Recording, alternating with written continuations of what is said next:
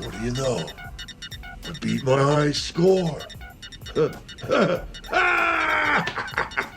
Welcome to Watch Mojo, and today we're counting down our picks for the top 10 things you didn't know about iconic horror villains. We want the man who did this. For this list, we'll be looking at interesting, little-known facts about the genre's most popular icons. Do you have any interesting facts to add?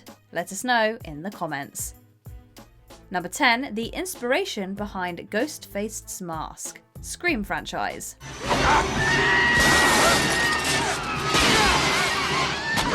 The now infamous ghost-faced mask comes with some interesting behind-the-scenes anecdotes. According to various reports, producer Marianne Maddalena discovered the item during pre-production for the film. She then brought it to the director, Wes Craven. They sell this costume every 5 and dime in the state. There's no way to track the purchase. From there, the director set about getting it into the final movie. He initially had designers make a variation of the mask that can still be spotted in the film. A great example of what it would have looked like is seen when Principal Himri looks in the mirror in the first Scream.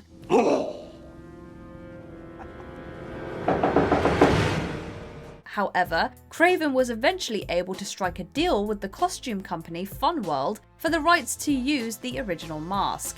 It's safe to assume the movie brought a lot more attention to this costume piece. But this is known to be the same costume worn by the killer. 17-year-old Casey Becker and her boyfriend Stephen Orth have already lost their lives. Who's next? Number 9, the inspiration behind John Kramer, aka Jigsaw. Saw franchise. Inspiration can come from a number of sources for writers.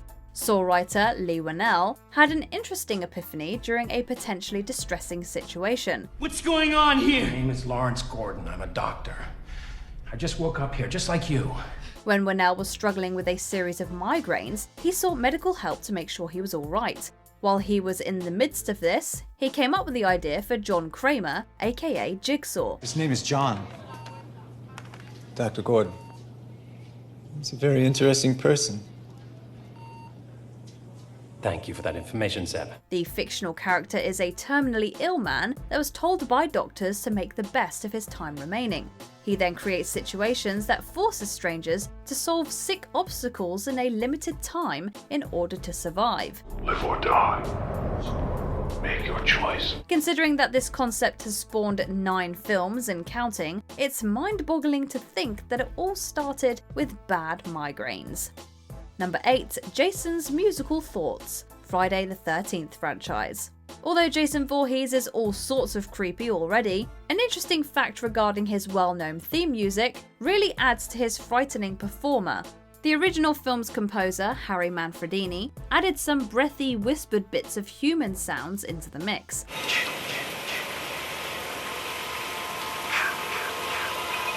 Casual listeners have heard ch-ch-ch during Jason's exploits.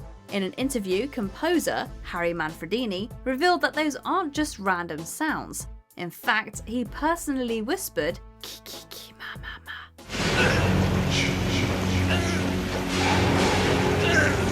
These monosyllabic utterances are intentionally shortened versions of the words kill and mummy.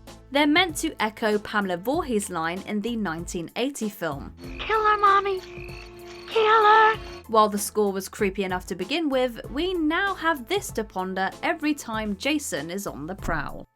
Number 7, Leatherface wears 3 different masks. The Texas Chainsaw Massacre. When we say Leatherface, there's usually one mask that comes to mind. His poorly stitched face covering constantly haunts our dreams. But Leatherface actually wore 3 separate masks in the first film. They were known as the Killing, Old Lady, and Pretty Woman masks, respectively. These are meant to indicate Old Leathery's moods and intentions. Killing mask was fittingly for aggressive actions. The Old Lady is worn with an apron to represent domestic chores. Get away. Are you sure? Lastly, the Pretty Woman mask is worn for dinner with a woman's wig. The latter is obviously the best choice for a deranged bachelor like him. You like this, Dave? it's a little strange to think of him running to change his masks.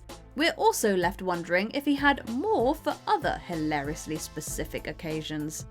Number 6, McInspiration for Pennywise, It franchise. Well, I'm Pennywise the dancing clown. Pennywise? Yes, meet Georgie. Georgie, meet Pennywise. Though many have thought that John Wayne Gacy must have been the inspiration for Pennywise the dancing clown, it apparently wasn't so. Stephen King has confirmed that he chose a clown as children are very often frightened of them, and an experience he had on an airplane undoubtedly aided in cementing the character. Pardon me, miss. What time will we get to Denver? We're due to arrive at 8:20, sir.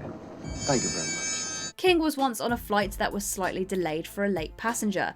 That person was wearing a full Ronald McDonald getup. Shortly after, the clown ordered a drink, smoked cigarettes, since this was the late 1970s, and sat beside King. Kiss me, fat boy! The bizarre encounter definitely pushed Pennywise to the forefront of It. Now we can't see the golden arches without thinking of the horrifying clown. Well, you better let the poor guy out! Number 5, Michael Myers is The Shape, Halloween franchise. Michael?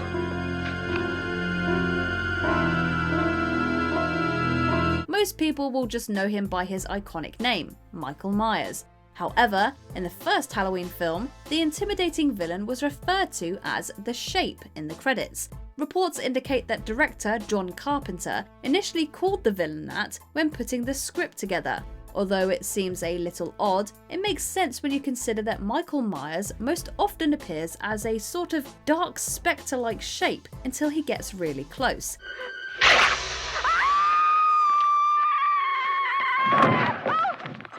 Incidentally, harmful spirits were referred to as shapes during the 1690s Salem witch trials. It's safe to say Myers would fit in with that dark and possibly magical vibes, considering how many times he's escaped death. But we still don't think we'll start calling him The Shape anytime soon. I saw him. The shape. Mom. I wanted to kill him. Okay, that's enough, Lord. Number 4, Cenobite design inspiration, Hellraiser franchise. Who are you? Explorers in the further regions of experience. Demons to some, angels to others. When it came time to design the Cenobites for Clive Barker's Hellraiser film, his team was instructed to create magnificent super butchers that depicted a repulsive glamour. Barker also wanted the creatures' looks to remind people of everything from Catholicism to S&M at once. We'll tear your soul apart. The design team definitely delivered, as the Cenobites are pretty much horrifying butcher priests that definitely have an affinity for leather. This isn't for your eyes. When it came to the design for Pinhead, it took a few attempts to get it right. The team eventually thought pins covering his entire face in a geometric pattern would be the best and create an interesting shadow. However, since the pins didn't pop on camera, nails were used instead. We have such sights to show you. Number 3, practical effects and multiple Chuckies, Child's Play. Hi! It's me, Chucky. What do you think? When the original Child's Play film was produced in the late 1980s, seamless digital visual effects were still much a thing of the future. What they did have back then was impressive practical effects. What's wrong? Gun jam? The Chucky doll was a nice blend of animatronic technology, coupled with some forced perspective tactics. Since the filmmakers needed it to display different attitudes and move in certain ways, multiple dolls were created.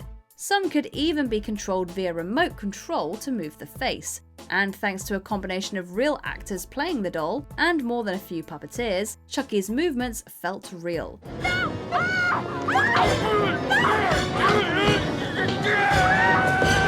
Getting the horror icon to look scary was far from Child's Play. Number 2, Freddy's Killing Tool, a Nightmare on Elm Street franchise. Why are you screaming?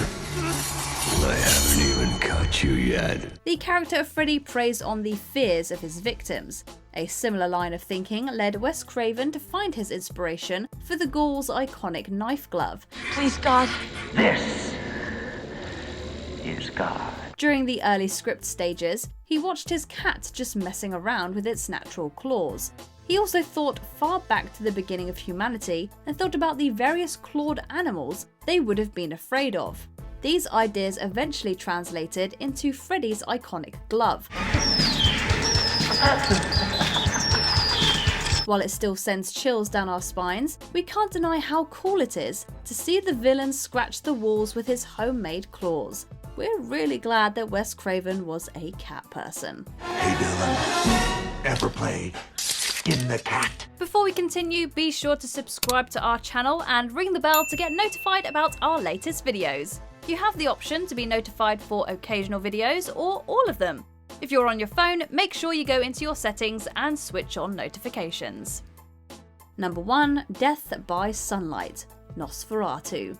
Remember Bram Stoker's Dracula? He would die if he was exposed to direct sunlight, right? Surprisingly, that's not the truth. Contrary to some beliefs, the vampire, like any other night creature, can move about by day, though it is not his natural time, and his powers are weak. The idea that vampires turn to dust in sunlight is far more recent than you think, thanks to Nosferatu. In the book, Count Dracula is merely weaker during the day, turning full vampire only in the nighttime hours. Creatures of the night were not averse to taking a stroll in the afternoon sun, but in the 1922 film Nosferatu, a vampire dies via sunlight for the first time. Although many copies of the film were destroyed due to a legal dispute with Stoker's estate, the idea of a sunlight weakness stuck. It's wild to think that a generation of vampire stories were affected by one movie. Going in! I'm coming, Peter! Deacon, no, I'm coming for you! It's sunlight out there! Did you enjoy this video? Check out these other clips from WatchMojo, and be sure to subscribe and ring the bell to be notified about our latest videos.